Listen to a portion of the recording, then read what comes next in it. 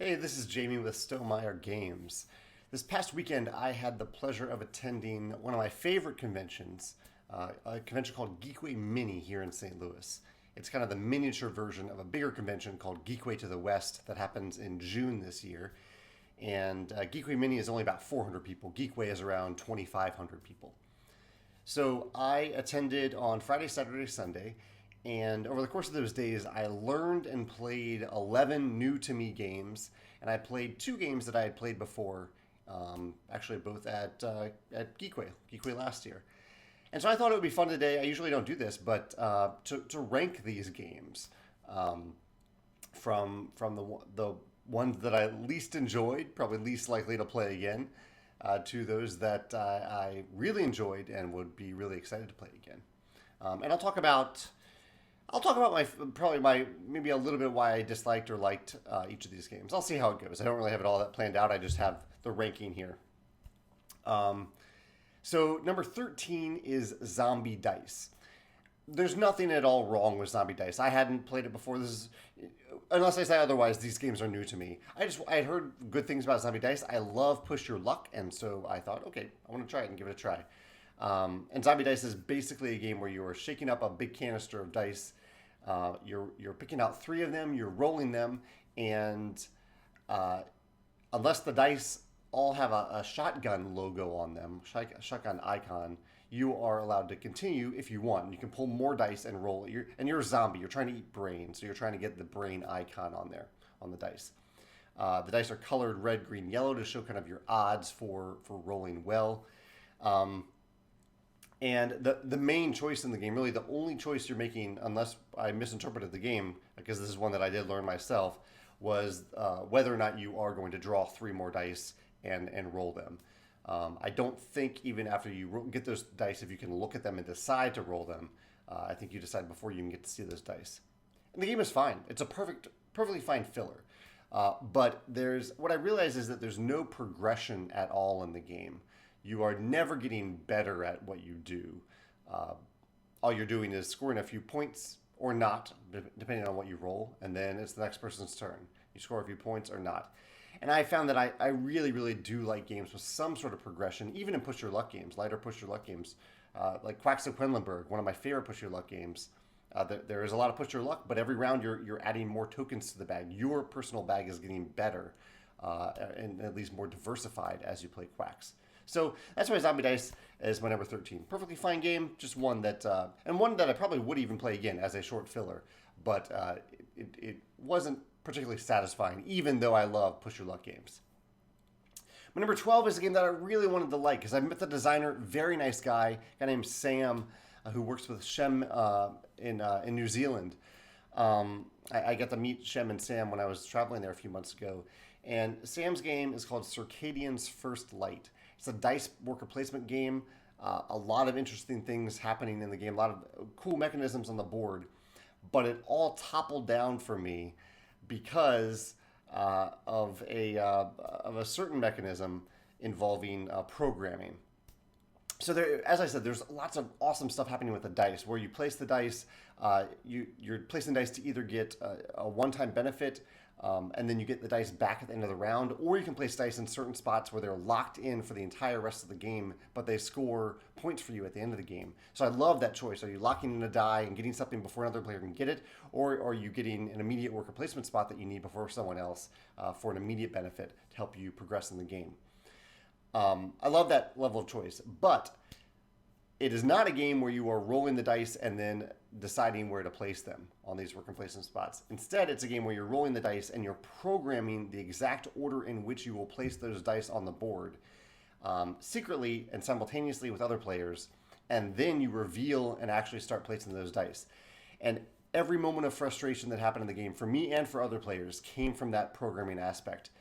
And it was to the point that I really stopped even spending all that much time on the programming. I did my best, but so much could change based on what other players chose that the programming didn't become an interesting decision at all because I what other players were going to do during the round impacted that programming so much that like the third die on the programming spot Q on my mat any plans for it had almost no impact on the game because other players could choose the exact place that I wanted to play that die. It's a specific spot of the game that I would completely redesign, and which is unfortunate because so much of the other aspects of the game are a lot of fun. But that one aspect was incredibly frustrating. I'm sorry to say that, Sam, especially if you're watching this. I'm really sorry about that. But I did enjoy the rest of the game, other than that programming element of the game. That's Circadians First Light, my number 12 favorite game played at Geekway Mini. My number 11 favorite game played at Geekway Mini was Azul Stained Glass of Sintra. I really love the original Azul. There may or may not be another Azul on this list, but Stained Glass of Sintra was quite punishing for an Azul game. And it didn't have a lot of payoffs either. There was an aspect of it that I really liked, and that is every round you have a specific color that gives you extra points if you complete a column with that color in it. So every token of that color that you complete in that round for that color, you gain an extra point. That's really cool, and I love that you can see those colors at the beginning of the game, so you can plan ahead to say, okay, well, in this round, I really need to complete blue columns, or columns with at least a few blue tokens in them. That was really cool. But it has this element where you can, this left to right element of where you need to, you have this little pawn that you place above the column, and you can only place stuff in that column or to the right of that column, or if you have to use an entire turn to reset that pawn back to the far left column.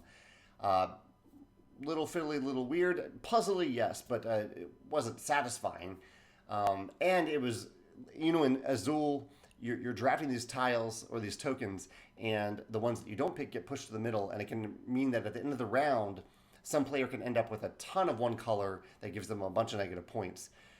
In Azul, that really happens that you end up with a ton of those tiles, but it seemed like in Stained Glass of Sintra, at the end of the round, there was always one or two players who would end up with quite a few negative points from those extra tokens, which just wasn't all that satisfying. So I'm glad that there is another Azul much higher on this list, but Azul Stained Glass of Sintra wasn't one that I would return to. That's why it's my number 11 on this list out of 13.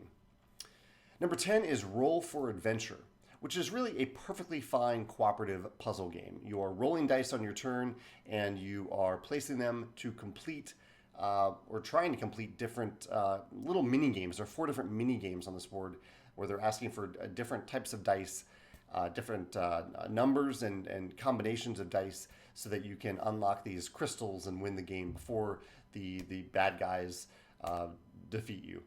And it was good. It was a fine game. There was a little bit of quarterbacking in our game. It is a game where you can really quarterback if you have an alpha style player who's just telling other players what to do. That can certainly happen in this game. But overall, it was just kind of fine. It was a fine puzzly game. It's one that I might play again if I needed to. But I think the one reason that's holding me back a little bit is it has some fiddly rules that aren't built into the interface of the game. So whereas I am excited to play like the puzzly aspects of the game again, I am not excited to try to remember all those fiddly little things that fortunately a few of the other players who had just played the game twice in a row, they really did enjoy it, was fresh on their minds. They remembered it quite easily. So that would be the main thing preventing me from returning to Roll for Adventure, my number 10 game played at Geekway Mini. Number 9 game was Tiny Towns. Tiny Towns is one that I have played before, and I actually really enjoyed my first play of it at Geekway to the West last year.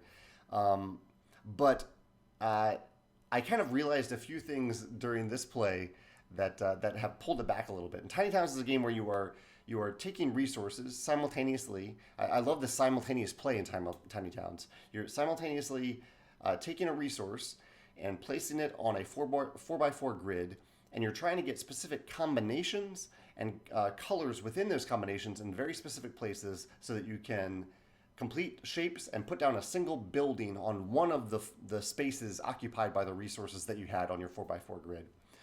Really cool puzzly element there. But this play was just, I kind of remembered how frustrating Tiny Towns can also be. It's a very tight game. The shapes, and because the colors are in very specific areas of the shapes, can be very restrictive. It's very different, I'm realizing, than the match 3 mobile games that like Triple Town or Triple Town. Triple Town is a match 3 game where the shapes don't matter, and you're just looking for one type of thing in the shape. You're not looking for multiple tokens in the shape. A lot more lenient, I think, than Tiny Towns. So Tiny Towns ended up being a little bit more frustrating than I remembered it being, and that's why it got bumped down to the number 9 slot on this top 13 list. Number 8 was Cryptid. Cryptid is another weird one. Cryptid is a game that I really enjoy. I played it like 3 times before this, had great experiences with it. But at Geekway Mini, maybe you'll see the photo on the screen here that we're sharing, we could not figure it out. We really were stumped. And it came down pretty much to the last list, to the last guess. I'm sorry, I should explain what it is, but Cryptid is a game where each player has one specific clue to the location of a monster, and all players are competing to be the first to figure out where the monster is.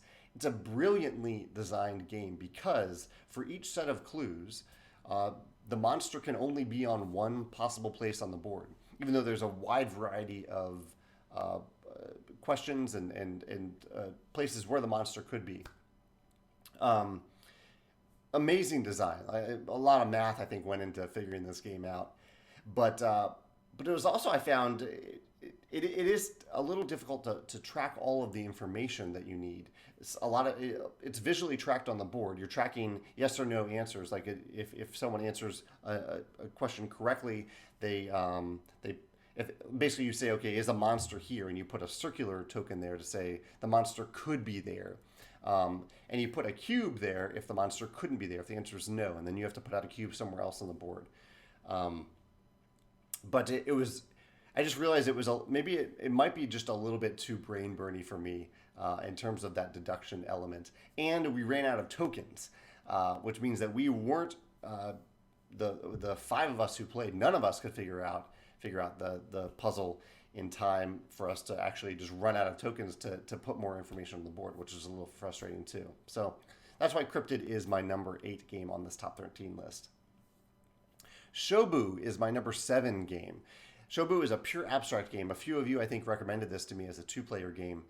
And it is a very clever game. It's a game about mirroring yourself, essentially. So I won't try to explain the whole game, but it's an abstract game where you are moving one of your stones in a passive way where you can't interact with your opponent's stones. And then on another part of the board, you have to move one of your stones in the same exact way, the same number of spaces in the same direction, in the hopes that you can interact with your opponent and bump their stone off the board. You don't always have to do that on your aggressive move, but you can try to. You're trying to.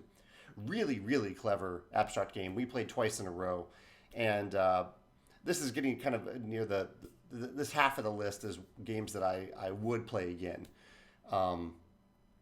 Shobu, I thought overall it was a solid game. I wasn't super excited to play again. I found it a little tough to play defense in the game, and there wasn't a real sense of progression other than getting close to victory. You're not getting better at anything throughout the game, although I guess your position in the board is getting a little bit better. But it's still a solid, fun, abstract game, very easy to teach and learn, and one that I would play again. That's Shobu, my number 7. My number 6 favorite game I played at Geekway Mini is Jetpack Joyride. This is one of many polyomino games on this list. I thought the game did a really good job. It's based on a mobile game. I thought it did a really good job of emulating the side-scrolling feel of a mobile game. And it's in real time. Basically, you have one player says go, and you are grabbing Tetris-shaped pieces, like polyomino pieces, from the middle of the board, from this common area, and placing them on your board so that the end of the previous piece touches the beginning of the next piece that you place. And you are basically forming this long line through a series of 4 different areas on your own personal board. to try to get to the end and to get points from hitting coins. You're trying to get coins. You're trying to avoid certain obstacles, and there are certain goals that you're trying to achieve. Missions, I think they're called. And there is a little bit of progression in this game because at the end of each round, there are 3 rounds. You get to buy a piece of equipment that usually makes you better or gives you more flexibility or more points in the next round, and in the next 2 rounds if you buy it after the first round. It was a fun game. It was just a kind of a silly, fun game with a fun polyomino aspect. And I really liked that even though it was real time, the players set the pace of the game. You weren't being timed. The end of the round was determined in all of our rounds by the player who reached the end the fastest. And players could take their time. Like we had certain rounds where we weren't incentivized to finish before other players. And so we kind of just took our time with it. And I really, really liked that. That's why, so I would play Jetpack Joyride again. It was a fun, lighter game with polyomino pieces, which I love. So that's why Jetpack Joyride was my number 6 game at Geekway Mini. Another polyomino game that I played is Copenhagen.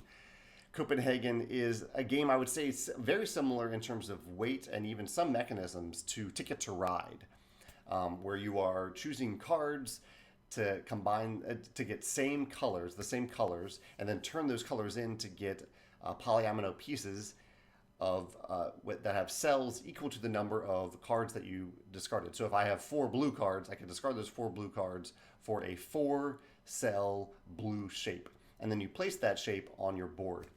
The thing that, and you're kind of building this building really out of these pieces. The thing that I really liked about Copenhagen is that at certain times in the game, but depending on completing rows or columns or covering up a certain icon on your board, you have the choice to gain upgrade tiles.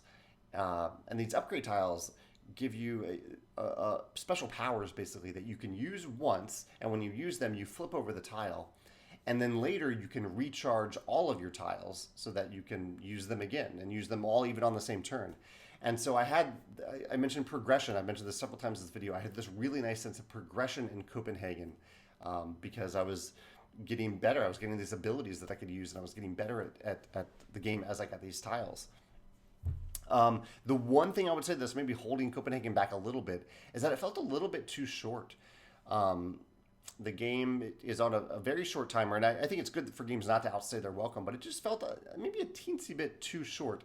It felt like none of the players really accomplished, I won't say anything, but it was very much more of a race than rather a do this thing, complete this thing, and feel good about it at the end of the game. So I really I had a good time with it. I would play it again, but I'm curious to see if maybe an expansion someday will change the end game condition, maybe to lengthen the game a little bit and make it a little bit more satisfying. That's Copenhagen, my number 5. My number 4 game was a game that was completely off my radar. I honestly did not know this game existed, even though it's by one of my favorite designers, Rob Daviau. And this is a game called Shipshape. Shipshape is a auction game involving what I'll call reverse polyomino pieces. There are these squares. You can hopefully see them in the picture on the screen right now. They're squares where it's a 3x3 grid, and most of the grid is see-through, is blank, but parts of it are filled in. I think either 3 or 4 cells of the grid are filled in, and you are stacking these tiles, these kind of punched out tiles on top of one another, trying to cover up rats in your ship and exposing things that you want to expose. I love the 3D element of it. Which tiles do you want to get? How do you want to rotate them and position them so that you can see down to the good stuff and cover up the bad stuff? Really, really cool. I felt like the game maybe needed a little bit more agency in that you are bidding. You're largely blind bidding on these tiles that you're getting because they're in big stacks, and you can really only see the top tile of that stack. You can look through it because there are parts of it that are punched out. You can look through it and see parts of what's below it, but you have far from perfect information, especially the deeper you go in that stack. So I kind of wish that mechanism of the game, the way that you actually gain these tiles, was a little bit different. But the actual placement of them was really satisfying and really, really fun. So Shipshape is definitely a game that I would play again. I had a very good time with it. Very, very cool component and cool mechanism involving these components, which I'm not describing very well, but hopefully you can see it on the screen and see what I'm talking about. My number 3 favorite game ties in with one of my recent Sunday sit-down videos, and that is Dogs of War. It's basically a tug-of-war game for multiple players, which is exactly what I asked for in that video. I said, tug-of-war games seem to work so well for 2 players, but can they work for more than 2 players? My friend Miles brought Dogs of War and said, yes, it can. It can work up to 5 players. We played a 4-player game of Dogs of War, and I had a great time with it. And it made me even more excited to try Blitzkrieg, because Blitzkrieg, I think, is the 2-player version of Dogs of War. Basically, in Dogs of War, you are placing, what are they called? I think soldiers. I'll call them workers in this case. So you're placing workers on the board. The place where you put them gives you an instant bonus, and the card that you play along with them manipulates a tug-of-war track that you are secretly allied with or you might be secretly allied with one of the players on that track. There are 3 such tracks, and every round, the 2 opposing forces on each track change. They're all shuffled up and mixed up. So there's a lot of variation from round to round in terms of which workers' placement spots are available, what they give you, how they're linked to different factions that you may or may not want to do well in the game. This honestly would have jumped up to maybe be the number 1 game on this list, but there was maybe just a little bit too much hidden information not hidden information necessarily, but too little agency involving which factions actually got to do well in the game, especially given the player count. But that might have been just be a first play thing of the game, because Miles did really well at the game, and he seemed to be able to pay attention to other aspects of what we were doing, what other players were doing, that was a little harder for us to pay attention to since we were first-time players. So it's definitely absolutely a game that I would love to play again, and I think I'd have a lot of fun playing it again. And I appreciate Miles teaching it. And that Dog of War, definitely, if you want to play a multiplayer tug-of-war game, I highly recommend Dogs of War. That's my number 3 game at Geekway Mini. My number 2 and number 1 games at Geekway Mini happen to be the first game I played at Geekway Mini and the last game I played at Geekway Mini. My number 2 is Silver and Gold. This is a flip and write game where you are actually using a dry erase marker to write on cards. It's another polyomino game too. So you're using a shape that is flipped up for all players, and you are crossing off cells on cards that you have in front of you based on that shape. And it's a game where you are completing a lot of things. It's very satisfying, I find, in any game to be able to complete things throughout the game, not just at the end of the game. And in Silver and Gold, whenever you cross off the last cell on any of your cards, you complete it and you get a new card. That's very satisfying. I think you might see it in the photo here. I think I completed 8 cards in my game, and it was just very satisfying to continually do that. There are little bonuses along the way, like if you cross off an X marks the spot on one of these little maps, then you gain an extra X. I think there are coins that you can cross off. There's also palm trees you can cross off that have another mechanism going on. And there are certain cards that you're getting that give you bonus points if you complete more of that same type of card later in the game. Just a really well-designed filler-length game. Really satisfying, really nice sense of progression throughout the game. I guess you're not really getting better at anything throughout the game, but there are little bonuses, little victories throughout the game, similar to the number 1 game I'm about to mention, that bumps Silver and Gold up to my number 2 spot. Had a lot of fun with it. Would definitely play it again. Probably will buy it. My number 1 game is Azul Summer Pavilion. This actually was not on my list to play at Geekway Mini. I like Azul, but I like Azul, so I figured, why would I try these other Azuls? But they're completely different games, as I found at Geekway Mini. And while I didn't enjoy Azul Stained Glass of Sintra all that much, I really, really enjoyed Azul Summer Pavilion. It's a very rewarding version of Azul, and it's very flexible. It's probably the most flexible and relaxed version of Azul. And a big part of that, I think, is because instead of gaining tiles and immediately placing them, you are gaining tiles and putting them off to the side in a big pool. And it's only at the end of the round that you actually place those tiles on your mat. The other element here, sorry, I'm getting a text now, and I don't edit these videos. The other element of Azul Summer Pavilion that I really, really enjoyed is that there are lots of completion bonuses during the game that give you instant benefits. It's easy to see if you maybe look at the rules or watch a video about it to see what I'm talking about, but you're basically kind of trying to enclose these different icons, these 3 different icons. And once you do, you get bonus tiles that you get in your pool of tiles. And also, you can save tiles from round to round to use those tiles in future rounds. So even more flexibility than previous versions of Azul. It blew me away. Awesome, fantastic game. I am genuinely excited to play Azul Summer Pavilion again. Really, really excited. Like Silver and Gold, even Silver and Gold, I'm excited to play, but I don't know if I'll actively seek it out. Like if it comes out to play, if I see a friend bring it, or if I buy it, I will be excited to bring it out and share it with people. But Azul Summer Pavilion, I am already thinking about my strategies for the next game because I want to do better at this game. I love the sense of progression. I love how flexible and rewarding it is. Had a great time with it. So that's why number 1 is Azul Summer Pavilion. Yeah, that's it. That's my list. Top 13. I know it's a little unusual for me to talk about aspects of games that I don't like. And so I don't want this to come across as negative, and I don't want the comments to get negative either. Hopefully I've expressed this in a constructive way, and maybe a way that can help you as game designers if you're watching this. Just one person's perspective in the end, right? So thank you for watching. I'd love to hear your thoughts on these games, or if you attended a convention recently and want to share your favorite games played at that convention, I'd love to hear them in the comments below too. Thanks.